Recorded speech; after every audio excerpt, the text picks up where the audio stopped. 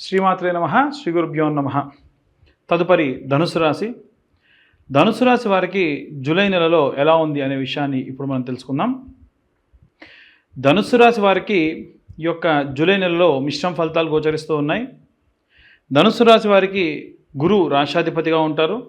అలాగే ఈ ధనుసు రాశి వారికి 4వ స్థానంలో శనిగ్రహ సంచారం, 3వ స్థానంలో రాహుగ్రహ సంచారం, అలాగే 5వ స్థానంలో శుక్రగ్రహ సంచారం, అలాగే 6వ స్థానంలో అంటే 6వ స్థానంలో గురుగ్రహం యొక్క సంచారం, అలాగే 7వ స్థానంలో బుధుడు, 8వ స్థానంలో కుజుడు మరియు కేతుగ్రహ సంచారం. ఇక సూర్యచంద్రుడు అంటే వారు రోజు రోజుకి ఫాస్టెస్ట్ మూవింగ్ ప్లానెట్స్లో సూర్యుడు అలాగే చంద్రుడు ఉంటారు కాబట్టి వారితో పెద్ద ప్రాబ్లం కాదు. కానీ వీరు ఆ యొక్క ప్రయాణం చేసే క్రమంలో ఏ గ్రహంతో కలిస్తే దాని యొక్క ప్రభావం వీరిపైన అధికంగా ఉంటుంది. ముఖ్యంగా ఈ యొక్క ధనుస్సు రాశి వారికి 3వ స్థానంలో ఈ యొక్క రాహుగ్రహం ఉండడం వల్ల కమ్యూనికేటింగ్ సంబంధించి 3వ స్థానం కమ్యూనికేషన్ కానీ మీ యొక్క అన్నదమ్ములు కానీ అయి ఉంటారు. కాబట్టి ఏదైనా కమ్యూనికేటింగ్ ప్రాబ్లమ్స్ అవ్వచ్చు. ముఖ్యంగా పిల్లలు విషయంలో ఉద్యోగం కానీ విద్యార్థులు కానీ ఎవరైతే ఉంటారో వాళ్ళు మీతో కమ్యూనికేట్ చేసేటువంటి విధానంలో ఏమన్నా ఇబ్బందులు పడేటువంటి అవకాశం ఉంటుంది. ముఖ్యంగా ఈ యొక్క వారు చెప్పాల్సినటువంటి విషయం ఒకటైతే మీరు ఇంకో విధంగా అర్థం చేసుకునే అవకాశం ఉంటుంది. రెండవది ఏమిటి అంటే ఇంట్లో ఉన్న గృహిణులు కూడా వారు చెప్పింది ఒకటైతే మీరు అర్థం చేసుకోవడం వేరేది అవుతుంది, లేదా మీరు చెప్పింది వారికి ప్రాపర్గా ఇనిషియేట్ అవ్వదు. అలాగే విద్యార్థులు, ఉద్యోగస్తులు, వ్యాపారస్తులు వీరందరూ కూడా ధనుస్సు రాశిలో ఉన్నటువంటి వారు 4వ స్థానంలో శనిగ్రహ సంచారం ఉండడం వలన మీ యొక్క కుటుంబ సభ్యులకు సంబంధించినటువంటివి ఏవైనా సరే ఒక డిస్కషన్లో ఉండడం, ఫ్యామిలీ మొత్తం కలిసి ఎక్కడైనా సరే పార్టిసిపేట్ చేయడము, అలాగే ఏవైనా సరే మీ వంశపారంపర్యంగా వస్తున్నటువంటి వాటికి సంబంధించినటువంటి విషయాల గురించి తెలుసుకోవడం. కొంతమంది ఉంటారు వాళ్ళకి ఎన్ని ఆస్తులు ఉన్నాయి ఎన్ని ఉన్నాయనేది తెలియదు, అవన్నీ కూడా ఈ నెలలో తెలుసుకునేటువంటి అవకాశం ఉంటుంది. వాటికి సంబంధించి ఏవైనా సరే మీరు కట్టాల్సినటువంటి డబ్బులు కానీ మీకు రావాల్సిన డబ్బులు కానీ ఇవన్నీ కూడా ఆధారపడి ఉంటుంది. అలాగే సినీ రాజకీయ రంగాల వారికి అందరికీ కూడా సంబంధించి శుక్రుడు కాబట్టి ఈ శుక్రుడు మనకి 5వ స్థానంలో 6వ స్థానంలో 6వ స్థానంలో శుక్రగ్రహం యొక్క సంచారం ఉంది. కాబట్టి శుక్రుడు 6వ స్థానంలో ఉన్నప్పుడు హెల్త్కి సంబంధించి ఏదైనా సేవా దృక్పథానికి సంబంధించి ప్రతీతి. కాబట్టి ఏదైనా సరే మీరు శుక్రుడు ఈ యొక్క కలత్ర స్థానానికి ప్రతీతి, అలాగే 7వ స్థానంలో గురుగ్రహ సంచారం ఉంది. ఈ రెండు కూడా వీరికి విశేషమైనటువంటి సత్ఫలితాలు గోచరిస్తూ ఉంటాయి. ముఖ్యంగా చూసుకున్నట్టయితే ఈ రాశిలో ఉన్నటువంటి వాళ్ళు చేసేటువంటి పనులలో ముఖ్యంగా ఎవరైతే ఈ యొక్క సినీ రాజకీయ రంగాల్లో ఉంటారో వారికి సంబంధించి ఏదైనా సేవాభావంతో సేవా దృక్పథంతో ఉండడము, అలాగే రాజకీయ రంగాల్లో ఉన్నటువంటి వారు కూడా ఏదైనా సరే సేవకు సంబంధించి ముందుకు రావడము ఇలాంటివన్నీ కూడా జరుగుతాయి. అలాగే 8వ మరియు 9వ స్థానంలో కుజుడు కేతుగ్రహ సంచారము బుధగ్రహ సంచారాలు ఉండడం వలన ఏవైనా సరే పనులు వీరు చేసుకుంటున్న ఏదైనా వ్యాపారంలో పెట్టుబడులు పెట్టేటువంటి అవకాశం అధికంగా కనిపిస్తుంది. అలాగే ఈ యొక్క రైతులు, చేతి వృత్తులు, కుల వృత్తులు చేసేటువంటి వాళ్ళు ఎవరైతే ఉంటారో వారికి కూడా భూమికి సంబంధించి కాబట్టి ఇది కుజుడు ఉన్నటువంటి స్థానాన్ని బట్టి మీకు ఈ యొక్క విషయాన్ని బాగా గమనిస్తూ ఉండొచ్చు. అయితే 9వ స్థానంలో కుజగ్రహ సంచారం అది కేతుగ్రహంతో కలిసి ఉంది కాబట్టి కాస్త జాగ్రత్తగా ఉండాలి. మీరు ఏదైనా సరే భూమిని నమ్ముకొని చేసేటువంటి పనులు ఏమున్నా సరే చాలా జాగ్రత్తగా మీరు ఆ పనులు చేయడము చాలా చాలా మంచిది. ఇవన్నీ కూడా గోచార రీత్యా చెప్పేటువంటి విషయంలో మాత్రమే. పూర్తిగా మీ జాతకం విశ్లేషణతో మీకు కావాలనుకుంటే కింద ఉన్న నెంబర్కి కాల్ చేయండి. మీ పేరు, మీ date of birth, time, place కింద ఉన్న నెంబర్కి మెసేజ్ చేయండి, మాట్లాడండి.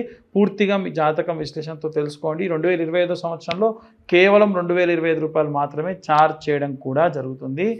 అయితే ఇవాళ రేపు అందరం ఏంటంటే తెలుసో తెలవకో పబ్లిక్ డొమైన్లో ఉండడము, నలుగురిలో తిరగడము, అంటే ఎంత ఇంట్రోవర్ట్గా ఉన్నవాడైనా సరే ఎక్స్ట్రోవర్ట్ అవ్వడం సాధారణంగా జరుగుతుంది.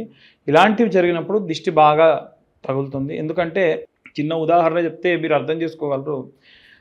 మీరు ఏదైనా అర్జెంటు పనుండి ఊరు వెళ్ళారు, అప్పుడు మీ బంధువుల్లో ఎవరైనా సరే ఇంకేదైనా ఫంక్షన్ జరిగింది, మీరు ఆ ఫంక్షన్కి వెళ్ళకపోతే వాళ్ళు ఏమంటారంటే మన ఇంటికి ఎందుకు వస్తారు, వాడికి బాగా డబ్బు ఎక్కువైందని మాట్లాడతారు. అవునా కదా? కాబట్టి నరం లేని నాలుక, దృష్టి లేని చూపు, ఈ రోజుల్లో బాగా ఎక్కువైపోయింది. కాబట్టి జాగ్రత్తగా ఉందాం. ఈ నరదృష్టి లేకుండా ఉండాలంటే కరుంగలి మాల ధరించడం మంచిది. నేనైతే కరుంగలి మాల మీకు ఇవ్వాలి అనంటే మీ గోత్రం పేర్లు పంపిస్తే పూజ చేసి అభిషేకంలో కానీ హోమంలో కానీ పెట్టి పంపించడం జరుగుతుంది. ఈ యొక్క కరుంగలి మాలకు ఎంత అవుతుంది అనేది కింద ఉన్న నెంబర్కి కాల్ చేసి మీ యొక్క డీటెయిల్స్ అన్ని కూడా తెలుసుకోవచ్చు. అన్ని వర్గాల వాళ్ళు ఎలాంటి మంత్రం చదవాలి, ఎలాంటి రెమెడీస్ తీసుకోవాలనే విషయాన్ని ఇప్పుడు మనం తెలుసుకుందాం. ఈ యొక్క జూలై నెల చాలా ప్రాముఖ్యతతో కూడినటువంటి నెల. మనకున్నటువంటి ఇంగ్లీష్ క్యాలెండర్ లెక్కల ప్రకారంగా చూసుకున్నట్టయితే ఈ జూలై అనేటువంటిది 7వ నెల సంఖ్యగా వస్తుంది. అంటే సగభాగం వరకు కూడా సంవత్సరంలో పూర్తవుతుంది. ఒక విషయం ముఖ్యంగా చెప్పాలి అనంటే ఈ సంవత్సరానికి శాపం తగిలిందా అనేట్టుగా ఉంటుంది. ఎందుకంటే మన ఈ 2025వ క్యాలెండర్లో ఉన్నటువంటి డేట్స్, వీకెండ్స్ ఎలా ఉంటాయో 1941వ సంవత్సరానికి సంబంధించినటువంటి క్యాలెండర్ ఇయర్ అంతా కూడా యాజ్ ఇట్ ఈజ్ అలాగే ఉంటుంది. ఈ సంవత్సరంలో మనకు ఉన్నటువంటివి ఏవైతే జరిగినటువంటి డిజాస్టర్స్ ఉన్నాయో దీనికి రెట్టింపుగా 1941లో జరిగింది. అందున ముఖ్యంగా పర్ల్ హార్బర్ లాంటి బ్లాస్టింగ్స్ జరగడం కానీ, అలాగే ఉన్నటువంటి మన యొక్క వరల్డ్ వార్ 2 జరగడం కానీ, ఇలాంటివన్నీ కూడా చైనాలో 1500 మంది ఒకేసారి మాస్గా చనిపోవడం కానీ ఇలాంటివన్నీ కూడా జరిగాయి. మనం ఈ సంవత్సరం చూసుకుంటే కాలిఫోర్నియాలో జరిగినటువంటి ఆ యొక్క అడవి అంతా కూడా తగలబడి ఎన్నో జీవులు చనిపోవడము, అక్కడి నుంచి మొదలై ముఖ్యంగా మన భారతదేశంలో పెహల్గాం దాడి కానివ్వండి, రైల్వే యాక్సిడెంట్ కానివ్వండి, మొన్న రీసెంట్గా జరిగినటువంటి ఎయిర్ ఇండియా క్రాష్ కానివ్వండి, చాలా వరకు మాస్ సంఖ్యలో జనాలు చనిపోతూ ఉన్నారు. ఇదంతా కూడా గ్రహస్థితికి సంబంధించినటువంటి విషయం. కేవలం మనకు 6 నెలలు మాత్రమే పూర్తయింది, ఇంకా 6 నెలలు జరగబోతూ ఉంది. మన తెలుగు లెక్కల ప్రకారంగా అయితే ఇంకా మనకు 8 నుంచి 9 నెలల పాటు మన యొక్క తెలుగు క్యాలెండర్ అనేటువంటిది ఉంది. కాబట్టి జనాలందరూ కూడా చాలా జాగ్రత్తగా ఉండాలి. ముఖ్యంగా ఈ సంవత్సరంలో చూసుకున్నట్టయితే మనకు గతంలో గడిచినటువంటి రోజుల్లో షష్టగ్రహ కూటమి కానీ, పంచగ్రహ కూటమి కానీ, అలాగే శని తిరోగమనం కానీ ఇవన్నీ కూడా మనం దాటుకుని వచ్చాం. అలా దాటుతూ ఇప్పుడు ప్రత్యేకంగా ఏంటంటే పలానా రాశి వారిని టార్గెట్ చేయడం అనేటువంటిది జరుగుతూ ఉంది. ఉదాహరణకు శని మీనంలో ఉన్నాడు. ఏలినాటి శని ప్రభావం మీనరాశి వారికి అది యుక్త వయసులో ఉన్న వాళ్ళకైతే మొదటి దశ, లేదా కాస్త 3 పదులు దాటిన వారికి అయితే 2వ దశగా ఉంటుంది. కాబట్టి శారీరకమైనటువంటి బాధలు కానీ, యాక్సిడెంట్స్ కానీ, లేకుంటే ఆపరేషన్స్ కానీ జరిగే అవకాశం ఉంటుంది. అలాగే ఉన్నటువంటి అన్ని రాశుల్లో శని 4వ స్థానంలో మిథున రాశిని చూస్తూ ఉంది, అంటే వారికి అర్ధాష్టమ శని. 8వ స్థానంలో తులారాశిని చూస్తుంది, అంటే వారికి అష్టమ శని. అందున ప్రత్యేకంగా సింహరాశి వారికి వచ్చేసి ఈ యొక్క కుజుడు మరియు కేతువు కలిసి ఉన్నారు. ఒక్కసారి మీరు ఎవ్వరైనా సరే జూలై నెలలో ఉన్నటువంటి రోజు ప్రారంభం ఎలా అవుతుంది అనేది ఓపెన్ చేస్తే రాహువు కేతువుకి ఇటుపక్క అంతా ఎవరు ఉండరు, మిగిలిన అన్ని గ్రహాలు అటుపక్క ఉంటాయి. ఇది సాధారణంగా ఒక మనిషి ఎవరన్నా పిల్లవాడు పుడితే అది కాలసర్పదోషము అని అంటారు. అంటే కాలసర్పదోషం అంటే ఏది అంత సులువుగా జరగదు, ఏది అంత ప్రశాంతంగా జరగదు, అన్ని ఇబ్బందులతో ఉంటారు, మనదాకా వచ్చి పనులన్నీ కూడా వెళ్ళిపోవడం జరుగుతుంది. ఇలాంటివన్నీ కూడా జరుగుతూ ఉంటాయి. కాబట్టి జూలై నెలలో అందరూ కూడా చాలా జాగ్రత్తగా ఉండండి. ముఖ్యంగా ఇంట్లో ఉన్న గృహిణులు దయచేసి మీకున్నటువంటి ఆచారాలు పద్ధతులు పాటించండి. ఎట్టి పరిస్థితుల్లో ప్రతి శుక్రవారము, ఆదివారము అమ్మవారికి సంబంధించి కుంకుమార్చన చేయండి. ఎన్నో మార్లు నేను ఇంతకు ముందు కూడా ఈ విషయం చెప్పాను. చిన్న పసుపు ముద్దను తయారు చేసుకొని శుక్రవారం నాడు కుబేర కుంకుమతోని కుంకుమార్చన చేయండి. పచ్చకర్పూరము కుంకుమ కలిపిన కుంకుమతో కుంకుమార్చన చేయండి. వారమంతా కూడా ఆ కుంకుమని ఇంట్లో ఉన్న వాళ్ళకు పెట్టి పంపించండి. తులసి కోటలో పూజ చేసినప్పుడు ఆ తులసమ్మ దగ్గర ఉన్న మట్టి కొంచెం తీసి బాగా వస్త్రకాగితం అంటారు మెత్తగా చేసి అది కుంకుమలో కలుపుకోండి, పచ్చకర్పూరం కలుపుకోండి. దానివల్ల పురుగు పట్టదు. అలా ఎందుకు అనంటే అపమృత్యు భయాన్ని తీసేస్తుంది తులసి యొక్క మట్టి. అలాగే విద్యార్థుల విషయానికి వస్తే ఈ సంవత్సరం విద్యా వ్యవస్థలో విపరీతమైనటువంటి మార్పు వచ్చే అవకాశం ఉంది. అంటే ఇప్పటి వరకు మనం చదువుకున్నటువంటి విద్య ఏదైతే ఉందో వాటన్నిటికీ కూడా అసలు ఎవ్వరూ ఊహించినటువంటి మార్పులు జరిగే అవకాశం ఉంది. పిల్లలందరూ కూడా మేధా దక్షిణామూర్తికి సంబంధించినటువంటి ఈ యొక్క జపము, మంత్రము లాంటివి చదువుకోవడం, స్తోత్రం కనీసం రోజు ఒకసారి వినడం చాలా మంచిది. అలాగే ఎవరైతే ఉద్యోగస్తులు ఉంటారో అనవసరమైనటువంటి పోకడలకు పోయి ఉద్యోగాన్ని మారాలనేటువంటి దాని జోలికి పోకుండా వీలైనంత వరకు కూడా బృహస్పతి గ్రహానికి సంబంధించిన జపం చేసుకోండి. ఆ మంత్రం ఏమిటంటే గురు అరిష్టేతు సంప్రాప్తే గురు పూజాంచకారయేత్ గురుధ్యానం ప్రవక్ష్యామి పుత్ర పీడోపశాంతయే. అలాగే ఈ యొక్క వ్యాపారస్తులందరూ కూడా వీలైనంత వరకు కనక పుష్యరాగము అనేటువంటి స్టోన్ని లాకెట్గా కానీ లేకుంటే కనక పుష్యరాగాన్ని ఉంగరంగా మాత్రమైనా సరే ధరించడం చాలా చాలా శ్రేయస్కరం. అలాగే ఎవరైతే వ్యాపారస్తులు ఉంటారో వీరు మాత్రం వ్యాపారం అభివృద్ధి చెందాలి అని అంటే నిత్యము నైమిత్తిక కర్మలు చాలా చేయాలి.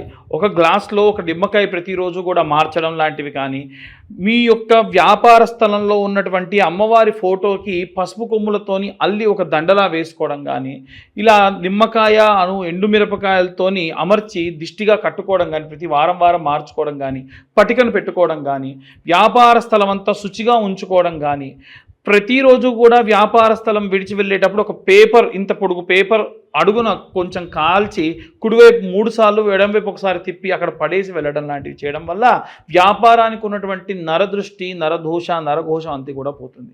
అలాగే ఈ యొక్క అన్ని వర్గాల వారు, ముఖ్యంగా సినీ రాజకీయ రంగాల వారు పబ్లిక్ డొమైన్లో ఉంటారు కాబట్టి వీలైనంత వరకు కూడా నరదృష్టి లేకుండా ఉండాలి అంటే కరుంగలి మాల లాంటివి ధరించడం మంచిది. కరుంగలి మాల మనం పనికి వెళ్ళేటప్పుడు వేసుకొని వెళ్ళడము, తర్వాత తిరిగి రాగానే స్నానం చేసి పూజ చేసుకునేంత వరకు దాన్ని ధరించడం, తర్వాత తీసి పక్కకు పెట్టడం, నిద్రించేటప్పుడు కానీ భోజనం చేసేటప్పుడు కానీ దాన్ని ధరించకుండా ఉండడం, ఇలాంటివి చేస్తే మంచిది. రైతులు, చేతి వృత్తులు, కుల వృత్తులు చేసేవారు కూడా ఈ కరుంగలి మాలను ధరించవచ్చు. ఈ మాలకున్న ప్రత్యేకత ఏమిటంటే మీ మనస్సు బాలేదు, ఏదో దేవాలయానికి వెళ్ళి ఓం నమ శివాయ, గణపతి దేవాలయానికి వెళ్ళి గం గణపతయే నమః అన్న మంత్రము ఆ మాలతో అలా జపం చేయండి. ఈ మాల జపం చేసేటప్పుడు ఏదైనా వస్త్రం చేతి కప్పుకొని చేయండి. ఈ మంత్రం చెప్పినటువంటి జపమాల మెడలో ధరించడానికి బాగుంటుంది, ధరించవచ్చు. వేరే ఏ మాల అలా ధరించడానికి కుదరదు. ఈ కరుంగలి మాల కావాలి అని ఉంటే కింద ఉన్న నెంబర్ కాంటాక్ట్ చేయండి.